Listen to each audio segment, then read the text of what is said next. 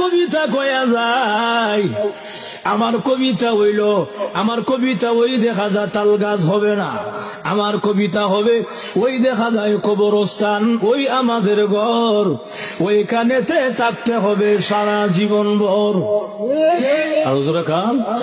ওই দেখা যায় কবরস্থান, ওই আমাদের ঘর, ওইখানেতে থাকতে হবে সারা জীবন ভর। ও কবর তুই চাস কি?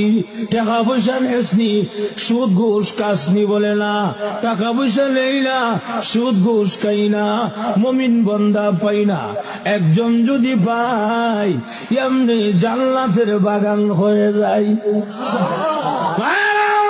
এজন্য আল্লাহর রাসূল হাদিস শরীফে বলেন, আল কবর রাউযাতুম মিন রিয়াজিল জান্নাহ আও হুফরাতুম মিন হুফারিল নার।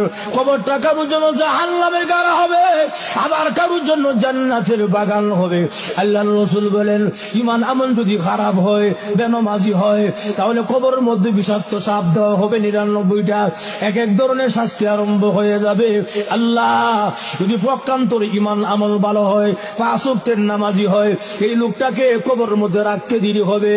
একজন ঘোষণাকারী ঘোষণা দিবে, ও আলবিসুহু মিনাল জান্নাহ ও আফরিসুহু মিনাল জান্নাহ, আমার বান্দাকে জান্নাতি পোশাকটা পরায়া দে, আমার বান্দাকে জান্নাতি বিছানা বিছায়া দে, এবং কবর থেকে একটা ছিদ্র কইরা দে, জানালা কইরা দে জান্নাত বরাবর, যেন আমার বান্দা কবরে ঘুমায়া ঘুমায়া জান্নাতের আরামায়েশ ভোগ করতে পারে। বন্ধুরা, জীবনেতে বহু ওয়াজ শুনলেন, এই ওয়াজটি আপনার কাছে কেমন লাগলো অবশ্যই জানাবেন। হুজুরের কবিতাটা এবং বয়ানটা কেমন লাগলো অবশ্যই জানাবেন।